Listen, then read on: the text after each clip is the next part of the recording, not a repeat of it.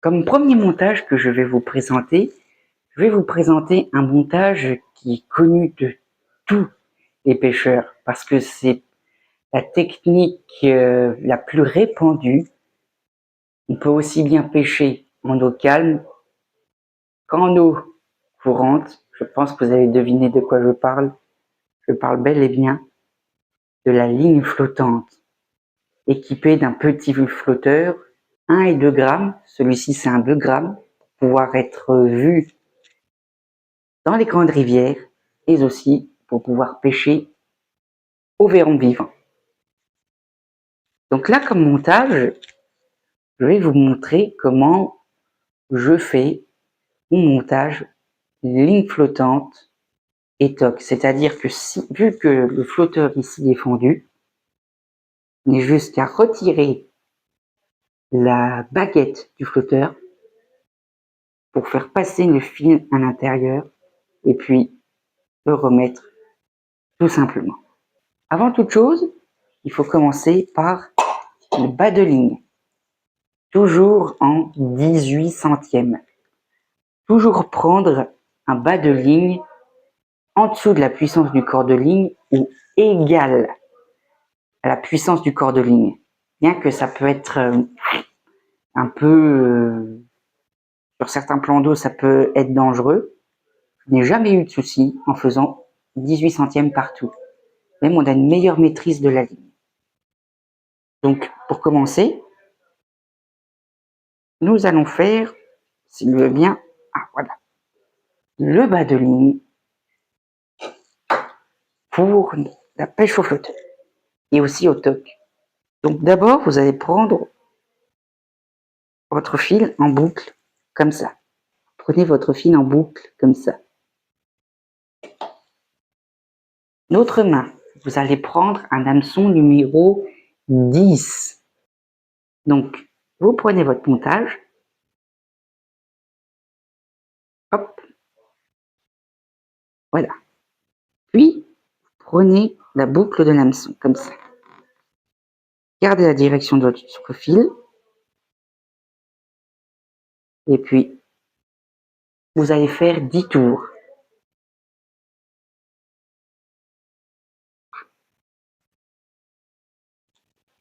Quatre, 5, 6, 7, 8, 9, 10. Pour faire un petit tour de sûreté. Ensuite, vous passez le fil là dans la boucle et vous serrez. Tout en faisant en sorte que les spirales se mettent bien, se serrent bien sur la hampe de l'hameçon. Voilà. Ensuite, vous coupez l'excédent.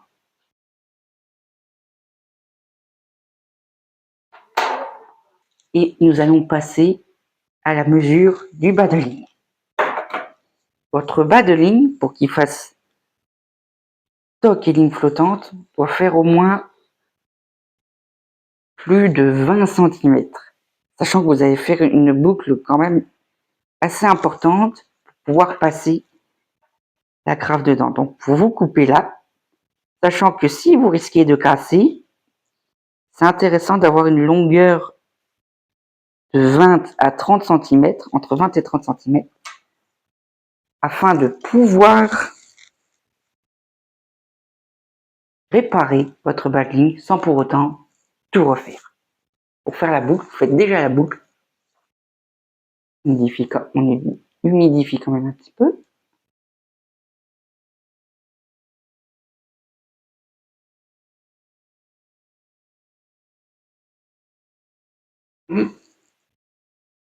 Quand on a les doigts un peu gros, pour faire des petites boucles, c'est pas ce qu'il y a de plus facile. Vous la passez dans le rond dans lequel vous avez fait la boucle. Et vous faites un deuxième passage pour renforcer. Voilà. Une bonne boucle, un bon bas de ligne. Et nous allons déjà commencer le plombage sur le bas de ligne. Il est toujours intéressant de mettre des plombs mieux répartis possible. Je vais procéder au plombage et je vais vous montrer le résultat juste après. Après avoir fait le badling, nous allons procéder au plombage de notre badling. Donc j'ai déjà mis un plomb. Le premier plomb est toujours le plus près possible de la boucle. C'est aussi pour permettre à l'émerillon de pouvoir couler plus facilement. Alors, on s'applique en mettant le fil dans le plomb, puis nous serrons le plomb. On espace bien les plombs. Je glisse un plomb là et pareil, je le coince. Ensuite, je referme et voilà. Voici le plombage réalisé comme il le faut, avec une liberté proche de l'hameçon, afin que l'appât puisse être le plus naturel possible près du fond. Bien entendu, vous pouvez refaire plusieurs badlings, plus ou moins longs, sur lesquels vous allez rajouter les plombs en question. Donc là, vous avez 4 plombs, avec 7 plombés bien regroupés, pas trop loin de l'hameçon. Ce badling est parfait pour pêcher au verron vif. Par contre, si vous avez pêché au verre ou sur des rivières beaucoup plus grandes, vous allez allonger la distance qu'il y a entre les plombs et l'hameçon. Et là, le badling devra faire le double de celui-ci pour pouvoir donner plus de liberté à votre appât et déjouer des truites beaucoup plus méfiantes. Donc, pour commencer le montage corps de ligne, parce qu'il faut bien raccorder le badling à un corps de ligne, nous allons attacher l'agrafe comme on fait pour la pêche au leurre, c'est-à-dire le fameux nœud cuillère. Vous le prenez comme ceci, hop, on tend un petit peu la ligne, ça aide un petit peu, et puis vous faites plusieurs tours, tout en gardant la boucle ouverte, faut pas qu'elle ferme. Et vous faites 10 tours, 1, 2, 3, 4, 5, 6, 7, 8, 9, 10. Normalement c'est 8, mais je préfère en faire 10.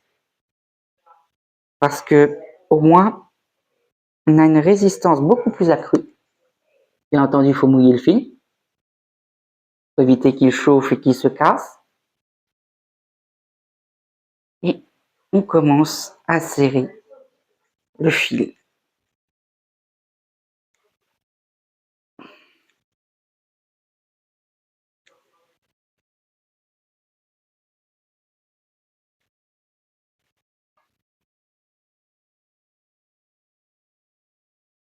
Vous laissez un tout petit peu d'excédent, mais vraiment un tout petit peu.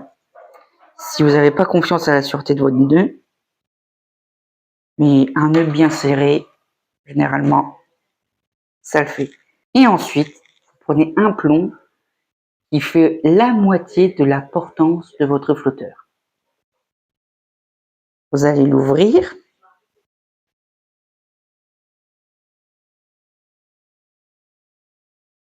Comme ceci. Hop. Et voilà. Mon plomb il est rouvert. Je peux le mettre sur ma ligne qui est juste ici. Et je mets le plomb toujours à proximité de l'agrafe. Voilà. Ensuite, j'ouvre mon émerillon agrafe avec mon bas de ligne, hop, hop, et je n'ai plus qu'à mettre le flotteur sur ma ligne. Et voilà. Le montage est à présent terminé. Bien entendu, d'habitude, le bas de ligne est beaucoup plus long. Mais dans le parcours où je pêche, il n'y a pas énormément d'eau. Et avec le type d'appât que je pêche, c'est intéressant d'avoir un bas de ligne court pour pouvoir prospecter plus efficacement avec un verron vif, voire même avec des petits vers de terre, parce que en petite rivière et en ruisseau, ce genre de montage peut aussi fonctionner. Et je vous le recommande vivement parce que c'est un montage que j'utilise pour toutes les ouvertures. Et quand le poisson ne répond pas au leurre, toujours intéressant d'avoir une ligne comme celle-ci. Donc après avoir vu le montage à la ligne flottante, nous allons voir comment réaliser un montage pour la pêche au toc.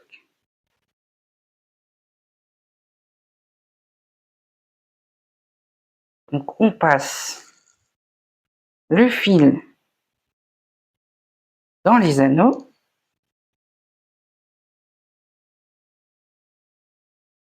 Voilà. Après avoir passé le fil dans les anneaux, nous allons faire le montage où nous n'aurons qu'un hameçon monté pour l'instant. Pourquoi? Parce que avec la pêche au toc, nous ne savons pas dans quelles conditions nous allons pêcher. Donc il est plus intéressant de plomber à l'arrivée au bord de l'eau, tout en voyant les conditions dans lesquelles vous allez pêcher. Donc, quel hameçon utiliser pour la pêche au toc? Eh bien, c'est simple. Vous prenez un hameçon numéro 10 que vous allez monter tout de suite, directement sur le corps de ligne, qui, je rappelle, est en 18 centièmes. Et vous pouvez aussi descendre sur du 16 centièmes, surtout lorsque vous pêchez en ruisseau. Et voilà, l'hameçon est monté. Et une fois au bord de l'eau, vous allez pouvoir plomber votre montage en fonction des conditions. Hameçon prêt à être plombé au bord du ruisseau, en début de pêche, tout ce qu'il y a de plus pratique. Et en ce qui concerne les appâts, à l'ouverture, n'ayez pas peur de prendre une grande variété d'appâts. C'est-à-dire que le plus important, c'est d'avoir des appâts adaptés à l'espèce que vous recherchez. Donc, bien entendu, comme premier appât qu'on peut citer, je pense que tous les pêcheurs le connaissent, c'est la teigne. C'est un appât qui se trouve en commerce, qui ressemble à une petite chenille jaune et qui est très prenante en eau claire. Par contre, en eau un peu tourbée, n'ayez pas peur d'utiliser des petits vers de terreau. Vous savez, ces petits vers qu'on trouve dans les jardins? Eh ben, pour la truite, c'est un véritable festin. Notamment en ruisseau. Lorsque vous pêchez en ruisseau forestier, les petits vers de berge ou les vers de terreau ou le tendreau, selon vos goûts et selon les goûts des poissons de votre parcours, vous avez un large choix niveau vers de terre et vers de terreau. Par contre, lorsque l'eau est très troublée, très haute et en crue, là, il n'y a qu'une seule solution qui s'offre à vous, c'est faire les bordures creuses à la ligne flottante avec des vers canadiens. Vous savez, ces grands vers qui sont souvent utilisés pour la pêche du silure, sur un hameçon 8, voire même 6, Avec un gros verre, vous pouvez intéresser le plus de gros sujets possible.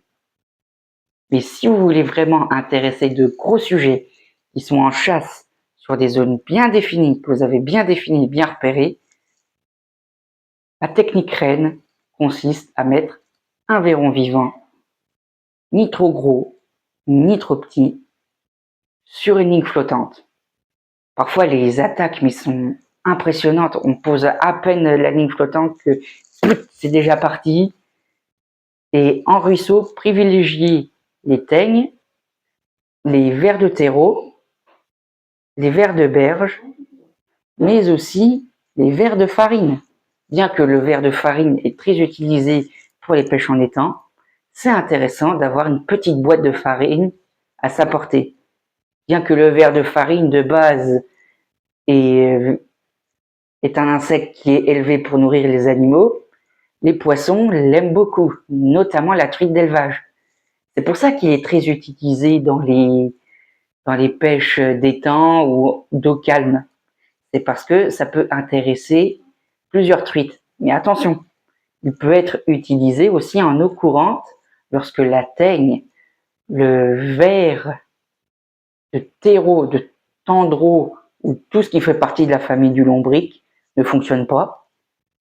Vous pouvez passer un coup au verre de farine. Ça peut déclencher des touches.